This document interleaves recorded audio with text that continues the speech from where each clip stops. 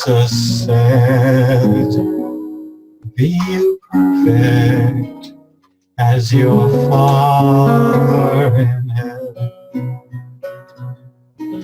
Come to the mountain with me. You can see the foothills from here. There is truth for us to see, beauty of infinity, goodness for us to be, becoming like God.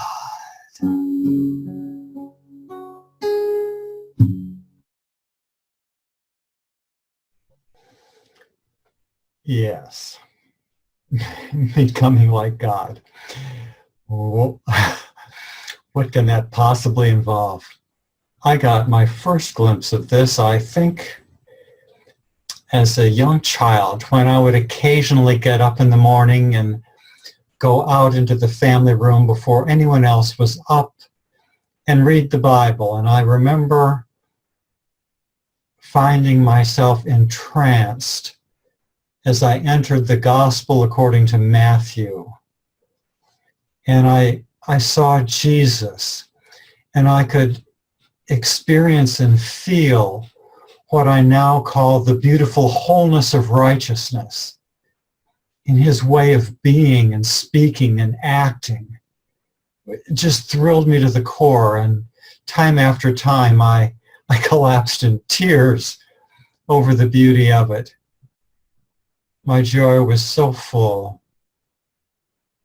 How did he attain this? There are lots of answers. How can we approach or attain this beautiful wholeness of righteousness? There are lots of answers to that too, but the one that I work with is that living the truth unlocks the door to that beautiful wholeness of righteousness. And living the truth is primarily spiritual, but it's not only spiritual, because there are truths of science as well as truths of spiritual experience.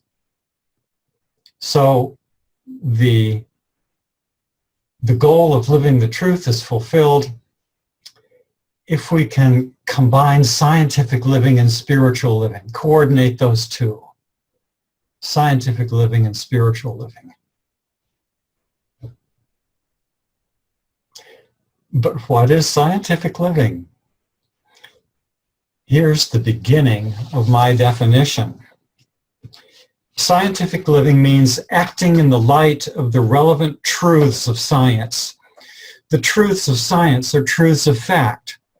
Scientific living begins with stage one, being aware of fact, understanding fact at a level that is normally satisfactory for practical purposes, and focusing effectively on the task immediately in hand. When we focus well, we notice facts that would be easy to overlook, face facts that are hard to deal with, and establish important facts with care instead of jumping to conclusions. Exploring facts leads us to causes. We do what we can reasonably to figure out causes and their effects, and thinking about these leads us to factors that operate in our situation, the resources that we can bring to bear, and the consequences of alternative courses of action. That comes from this book, Living the Truth, Beauty, and Goodness, page 13, just published. Now, as we grow in the realm of spiritual living, life becomes increasingly joyous. In my philosophy of living, scientific living can be viewed as an application of spiritual living, and it can be joyous too. What I'm proposing today is that we all dedicate a week or a month or more to discovering the joy of understanding causes. I have two examples for you of students who entered a philosophy class and ran into a scientific living project right off the bat. Can you imagine a thing like that? A scientific living project. And these students were very satisfied and an expanded sense of joy. I'm prepared to attribute joy to them. The first was a student who had just begun to quit smoking before he entered class. And when he got this assignment, what he did was to classify the temptations that would arise as biological, psychological, or sociological. And just doing that was enough to leverage his resolve to quit smoking, and he was effective. The second was a student who thought, okay, what am I going to take? I need a project for this unit of the class that's going to make a difference, that's significant to me. I need to deal with a problem that matters. And so he looked at, improving his exercise, rest, and nutrition, and worked on all of these as I recall, but it's especially the nutrition one that I remember. He was a medical student then, if I remember, that is to say, a pre-med, one of the pre-med majors. And now he's having his first semester in Princeton Theological Seminary. What happened to that brother? What happened to that brother? Well, he started out looking at the problem of growing sleepy in class in the late morning. What was going on? And reflecting on this scientifically, it didn't take long for this young man to recognize that it was because he wasn't eating properly at breakfast time. He knew perfectly well that coffee and a donut do not make a good breakfast. And he also knew that the brain needs adequate nutrition in order to support learning.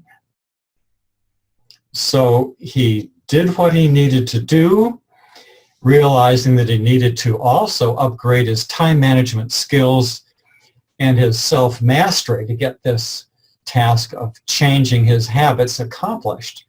And that involved psychology along with the biology that he was drawing on for his the leading edge of his project. And he too was very successful and very satisfied with his self-revision by the time that project was completed. So, what I wish to propose to you is that the joy of understanding causes is multidimensional.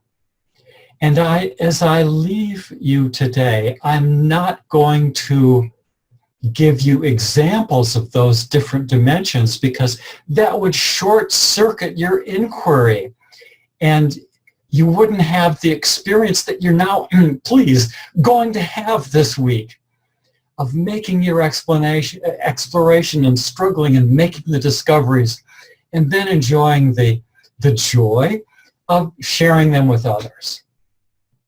Good day.